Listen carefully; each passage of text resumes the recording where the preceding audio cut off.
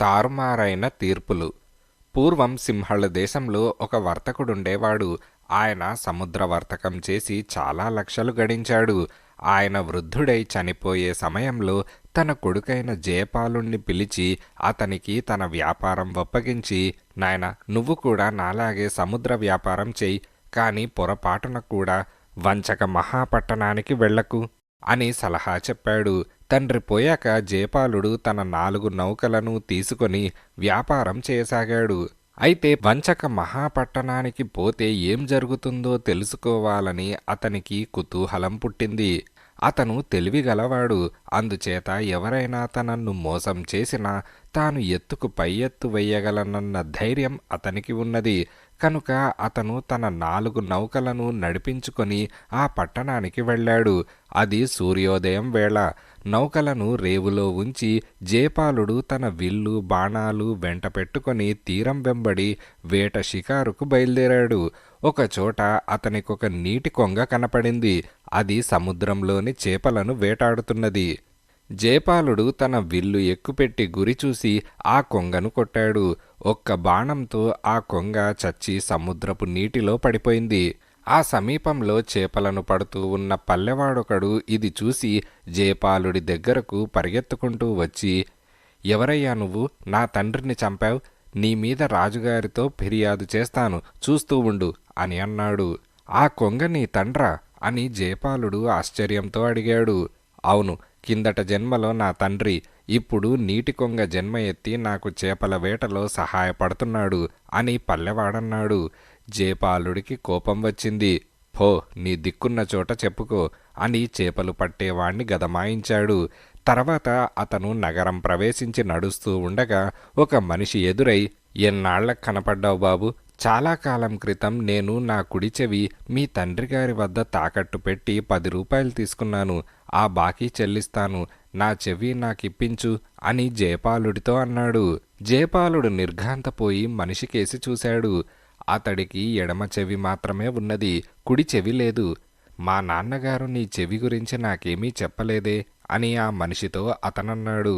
నా చెవి నాకిప్పించకపోతే నేను నీ పైన ఫిర్యాదు చేస్తాను, చూసుకో అంటూ ఆ మనిషి వెళ్ళిపోయాడు. జయపాలుడు మరికొంత దూరం వెళ్లేసరికి ఒక స్త్రీ ఎదురై, చూడు నాయనా, 16 ఏళ్ల క్రితం మీ నాన్నగారు ఈ ఊరు వచ్చి నన్ను పెళ్లాడి తన దారిన తాను వెళ్ళిపోయారు. నాకు మనోవర్తి కింద 10,000 రూపాయలిస్తానని ఆయన మాట ఇచ్చారు. ఆ డబ్బు నువ్విస్తావా లేక ఫిర్యాదు చేయమన్నావా అని అడిగింది. జయపాలుడు ఈ దుర్మార్గాన్ని సహించలేక, పో, నేను నీకు దమ్మిడీ కూడా ఇవ్వను అని తన నౌకల వద్దకు తిరిగి వెళ్ళాడు.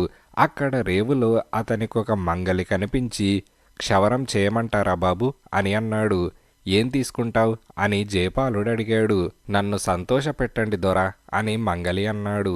జయపాలుడు సరేనని అతని చేత క్షవరం చేయించుకొని 1 రూపాయి ఇవ్వబోయాడు. మంగలి తీసుకోలేదు. 5 రూపాయలిచ్చినా వాడు నిరాకరించాడు. జయపాలుడికి ఆగ్రహం వచ్చి, నీకు నేనేమి ఇవ్వను, దిక్కున్న చోటుకి వెళ్ళి చెప్పుకో అని అన్నాడు. చేపలు పట్టేవాడు, చెవిలేనివాడు, స్త్రీ, మంగలి ఈ 4 రాజసభకు వెళ్లి జయపాలుడిపైన ఫిర్యాదులు చేశారు. జయపాలుణ్ణి రాజసభకు పిలిపించారు. విచారణ ఆరంభమైంది.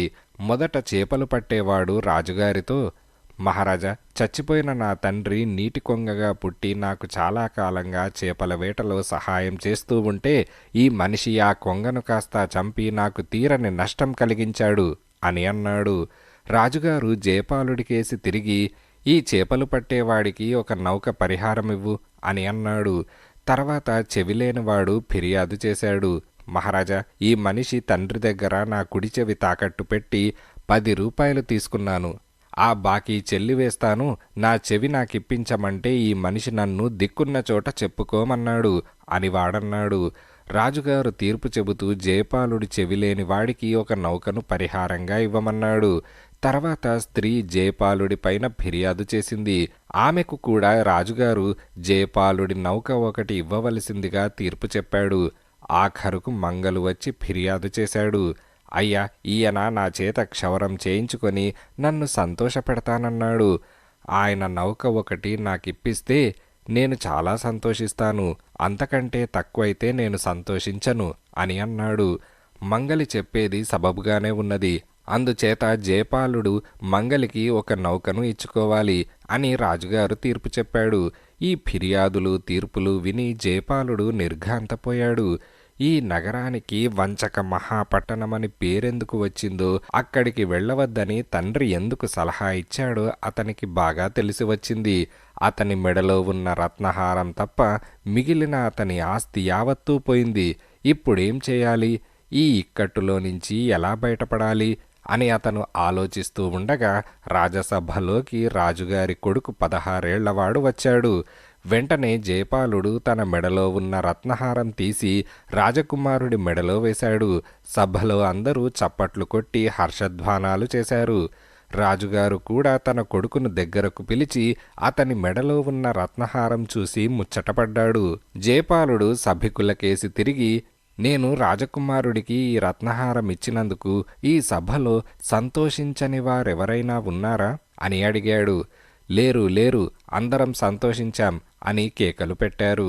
జయపాలుడు మంగలికేసి తిరిగి, ఏమోయ్ నీ మాటేమిటి, నువ్వు కూడా సంతోషించావా అని అడిగాడు. మంగలికి సంతోషించానని చెప్పక తప్పింది కాదు.